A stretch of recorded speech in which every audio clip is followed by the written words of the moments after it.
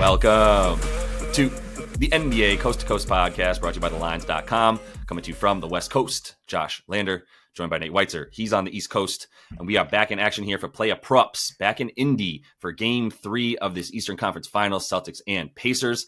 Obviously awaiting the news on Tyrese Halliburton, which I don't anticipate we'll know for sure until much, much closer to game time. We're getting ahead of this stuff here on Friday for you guys so we can look at these early lines and stuff for the Playa Props. We've also got Best Bets up in a separate episode, and we're bringing you both videos each and every day now throughout the rest of this postseason. So make sure to follow along and subscribe to that page. Also want you to head to thelines.com. Use that prop finder tool that's up there. You can see all of these Playa Props and lines and odds that are being given to us by these books this postseason. Shop them around and get the best juice for yourself.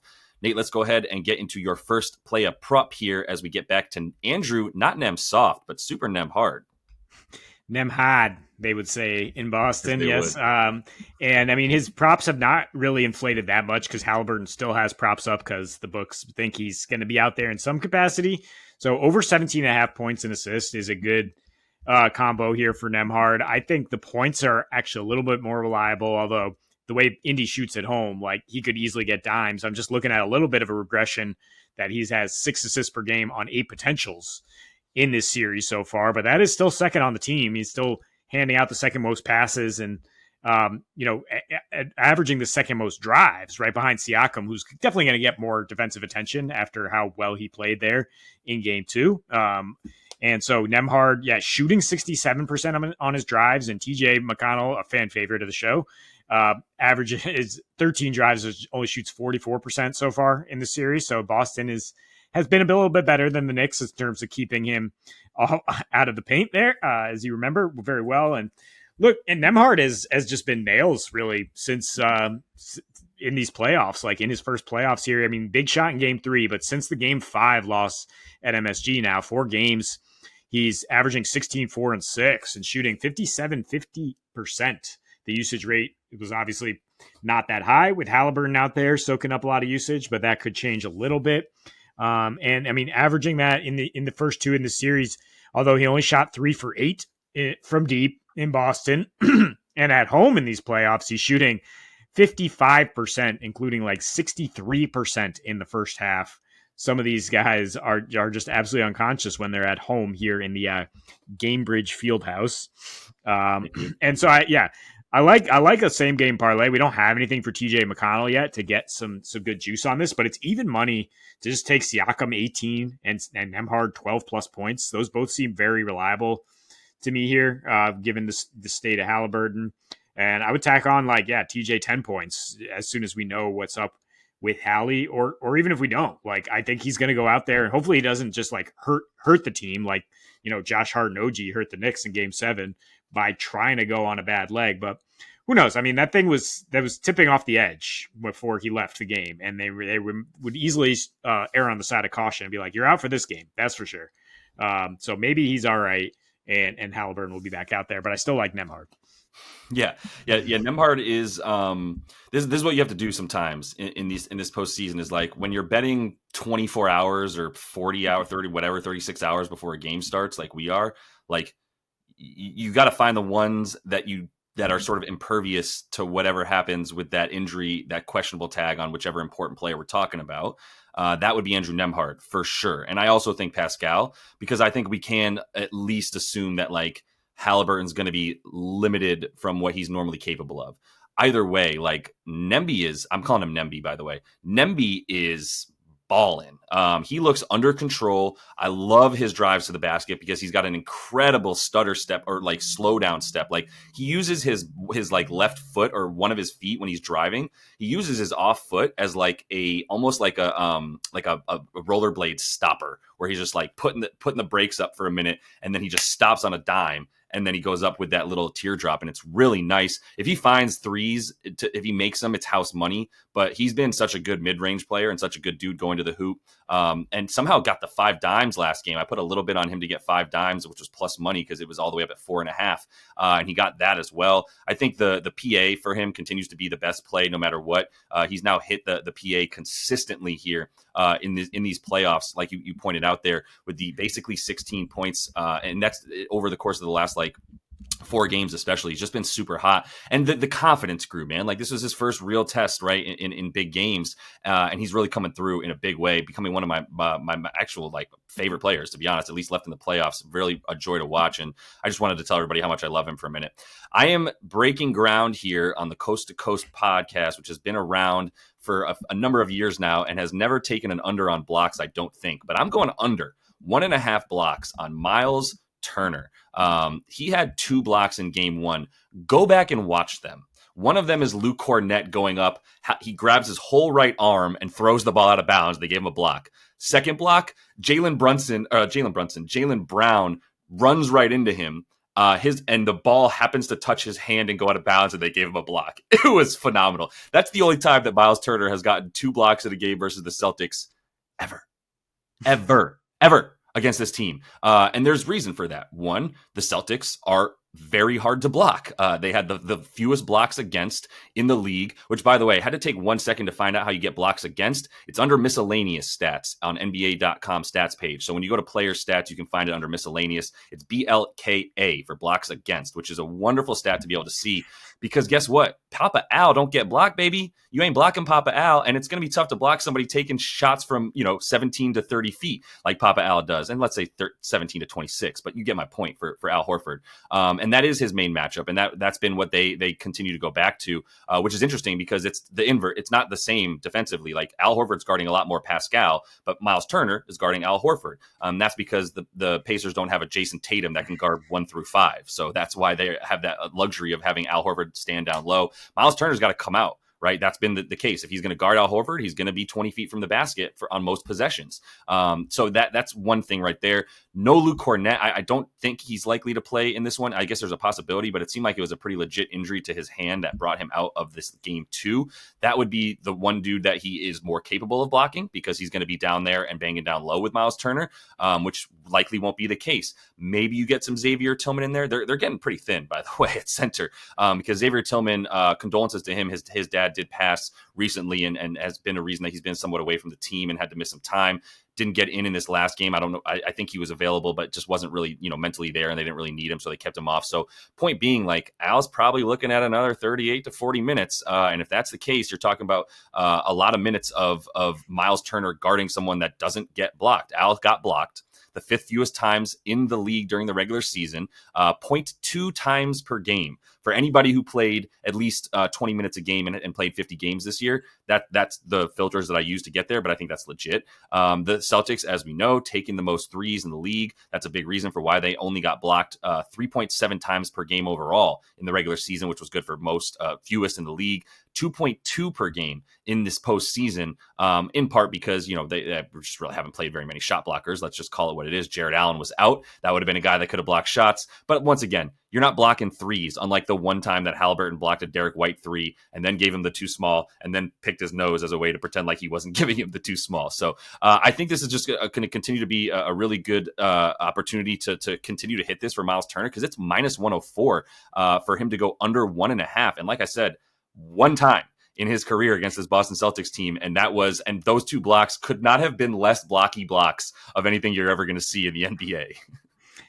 Yeah, it's a good look. I mean, he could have had one in game 2, I remember, but pulled his hands back with Drew Holiday going in because he had 2 fouls already. So that's a factor, right, to try to stay on the floor. And he's going to need to provide more offense here. I mean, O'Shea Brissett is the guy who's going to be the backup 5 now. It seems like a much better fit, or the backup 4, maybe, if you consider Tatum at the 5, because the Celtics are completely willing to cross match with Turner and I think Drew Holiday started the game on him, right? Yeah. So they're not at all worried about him acting like a true center. And that means, like, we're going to put you in action and make you guard like you're not a center either. You're not going to get that many block opportunities, which is not an advanced NBA stat, sadly, I don't think. But look, I can't quit Drew. I'm mad about Drew. Drew had me at hello. So taking it again. What a fantastic start to the series for, yes, now my favorite Celtic, Drew Holiday. Didn't miss a shot, got his parlay done in the first half, wiped his hands, and then continued to play excellent basketball in the second half. So we'll go over 11.5 rebounds and assists, though, in this one. Going back to that, I don't think, the offense is that reliable. He only had a 10% usage last game, but just hit every single shot he took, knocking down threes. Because the Celtics are, like I said, getting 20 open threes per game. So that's definitely a reliable source, but it's also a reliable source of him getting assists. And now, 12 and a half potential assists per game in this series. Team high, 23 points created off those assists. So he's the one kicking it to the three or making the extra swing. Like, where's Derek White? Oh, over here. Like, I'm going to swing it to him because, like, I'm all right, but like he's a better shooter than me. Knows thyself, does Drew. He has an 18% assist to pass ratio. The secondary assists have gone down as he's been that kind of, like final playmaker. He even had 7.2 potential assists in the regular season against Indy. 13 points created, was second on the team. And then rebounding, I mean, he only grabbed 3 of his 9 rebound chances in game 2. So that had room to go up.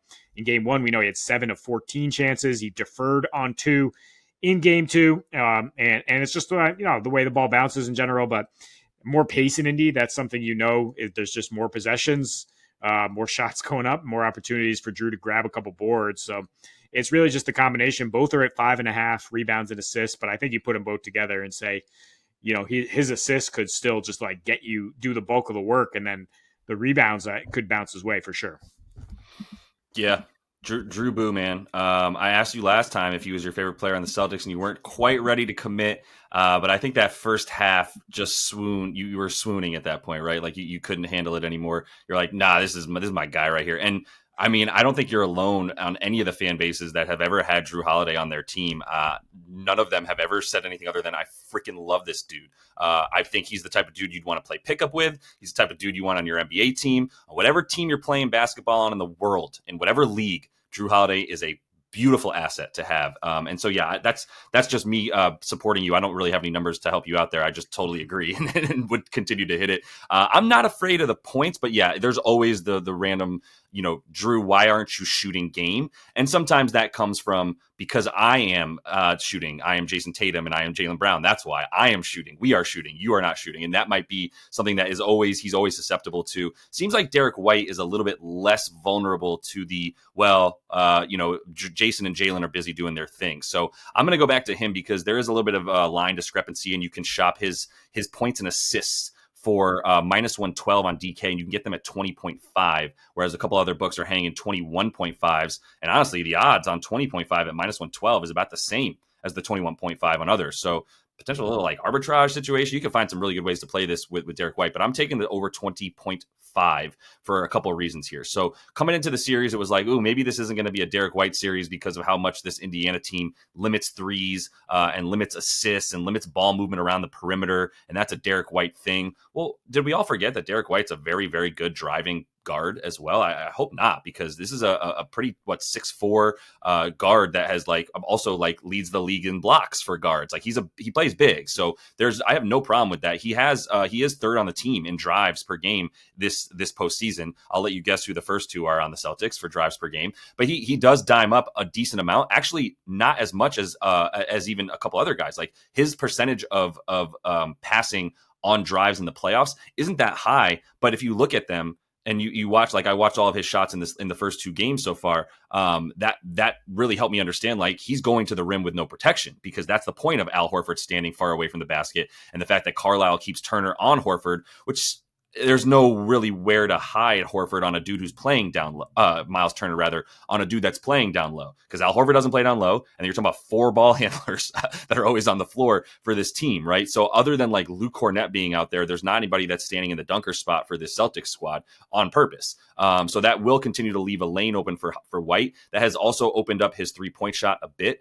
They did definitely try to sort of limit that. It seemed like a little bit more in game 1 versus game 2. He did take the same amount of threes, but a few of them were more of them were uncontested in this last game. He made 4 in game 2. He made 3 in game 1. The 3-point prop, I actually don't mind if you take over 2.5 or about minus 140, and then maybe you split the unit on the threes if you wanted that for Derek unit, where the over 3.5 is at plus 150, the over 2.5 is at minus 140, 150. So if you split the unit there and almost just treat it as all right, I'm going to go half a unit on the over on this, or maybe 0.7 units on the 2.5, 0.3 units, something like that, right? I think there's a good way to split the difference for Derek White. Also, also would recommend if you have like Prize Picks, DFS, stuff like that, Underdog, whatever, that you might be able to add his over 2.5 as a good parlay piece and still get some decent juice on it. So just a couple of ways to play Derek White, but also for the assists, like I understand Drew actually had more potential. He only had one more, by the way, in game one than Derek White. But I think Derek White is still the dude that you would trust to have the ball in his hands in assist positions a little bit more. Drew actually got 3 assists in game one off of the inbounds. And he and Derek White do split the inbound stuff, but that is a sneaky good reason to also believe in like some easy passes for assists, because obviously when you're under the basket, one pass away is going to be usually going to be a shot worthy attempt at that, like a pass that leads to a shot right away at that point, especially when you run out of bounds plays. So I do like to keep that into consideration. But Drew and Derek White split the out of bounds duties on those in game 2. So it's a little bit less just like Drew. You get my point here, which is I think the assists and the potentials will continue to remain at 8 to 10 for Derek White, whereas at Drew, it could fluctuate from 13 down to 6, and I wouldn't be shocked, right? Because he's used differently. He's a total Swiss Army knife throughout this in every way possible on both ends of the floor. But for D White, like, yeah, those drives are really, he's in a really good position to either go all the way to the rim without a shot blocker or to find an open guy if they want to, like basically focus a little bit more the Pacers defense on down low. But I don't know, it's been like 90 games of basketball this year, and the Pacers have yet to really leave anybody down there to guard the lane as one of the worst teams defending the paint. And that's where Derek's shots are all coming from. It's the teardrop, and it's all the way to the rim sometimes, and then the three. And that's going to be continue to be available for him. So I just continue to see him as one of the dudes that like doesn't lose focus. Like he doesn't, sometimes when you're watching Tatum dribble at the 3-point line, you're like, are you sleepwalking? Like you're not playing high schoolers here. This is the NBA. But when you look at like a guy like Derek White, it's like he's go with like ferocity each and every time. I don't think that there's letdown. Like he's one of the more the dudes on this Boston team that's a little bit less susceptible to those letdowns. So I'm going to keep backing him with a 20.5 points and assist prop.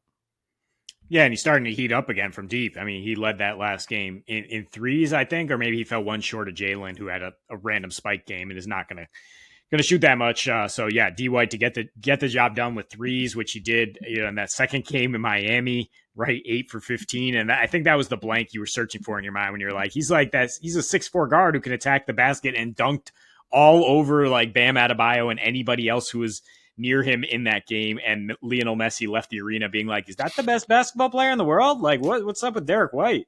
And so, yeah, I mean, good road player, D White. Yeah, really, really good road player. 38 points. Lionel Messi's favorite and your favorite soccer player's favorite NBA player, Derek White. So that is all the time we have for you, though, in Play Up Props. Thanks for following along. Continue to do so. Subscribe to that page if you would. We've also got Best Bets up in a separate episode, and we're bringing you both episodes each and every day now throughout this postseason, as long as we have hoop, which we will, all the way through probably at least June 3rd. Hopefully we get a little bit more basketball in this Eastern Conference series. But until we do see you next, happy betting.